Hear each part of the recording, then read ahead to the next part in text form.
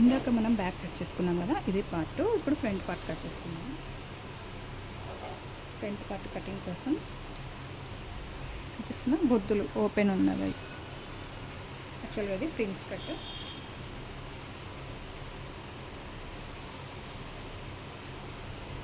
Princess cut blouse cut చేస్తున్నా అంటే మనం స్ట్రైట్గానే వేసుకోవాలి.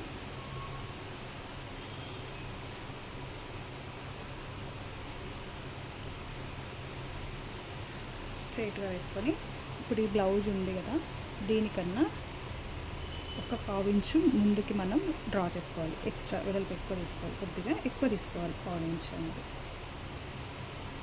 ఆ తర్వాత పొడవు కానీ ఆమ్ రౌండ్,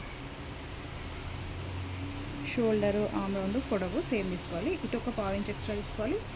ఇటు సైడు ఖర్చు వైపు ఒక 2 ఇంచులు ఎక్స్ట్రా తీసుకోవాలి ప్రిన్సెస్ కట్ కటింగ్ కోసం. ఇప్పుడు నెక్ మార్క్ ఒకటి పెట్టుకొని బ్లౌజ్ కాజా పట్టిక మనం నెక్ ఒకసారి మెజర్ చేసుకోవాలి. ఇక్కడ షోల్డర్ మార్కింగ్ నెక్ మార్కింగ్ కదా, ఇక్కడ నుంచి బ్లౌజ్ నెక్ని ఇలా బ్లౌజ్ పైన లైనింగ్ పైన పరుచుకొని సేమ్ యాజ్ టు నెక్ ఎలా ఉందో అలా డ్రా చేసుకోవాలి. ఇది ప్రిన్సెస్ కట్ కాబట్టి చూద్దాం. ఇప్పుడు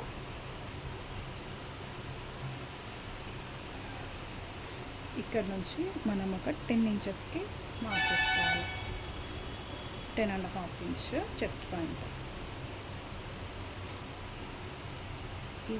ఈ ఫ్రంట్ ఓపెన్ ఉంది కాబట్టి మనం ఇక్కడ ప్రిన్సెస్ కట్ చేస్తున్న షేప్ కోసము 4 ఇంచెస్కి ఒక మార్క్ వేసుకోవాలి. ఈ 10.5కి స్ట్రైట్గా 4 ఇంచెస్కి ఒక మార్క్ వేసుకోవాలి.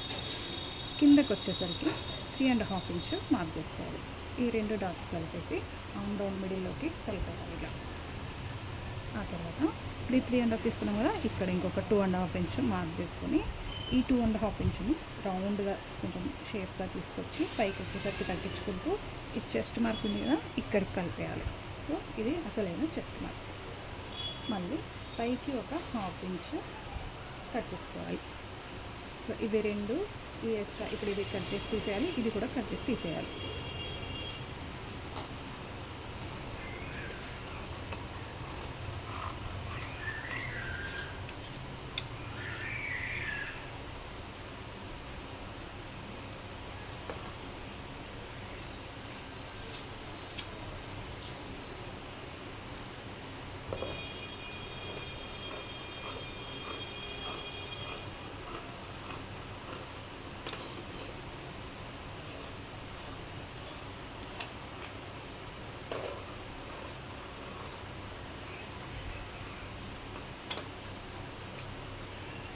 ఇప్పుడు 4 మగ్గం వర్క్ బ్లౌజెసే కాబట్టి నేను నెక్ కట్ చేయట్లేదు.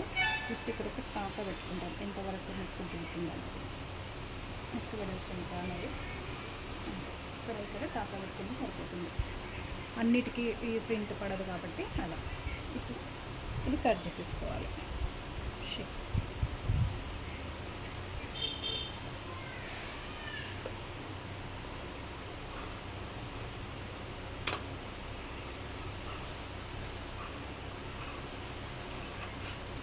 ఈ ఎక్స్ట్రా తీసేసుకోవాలి.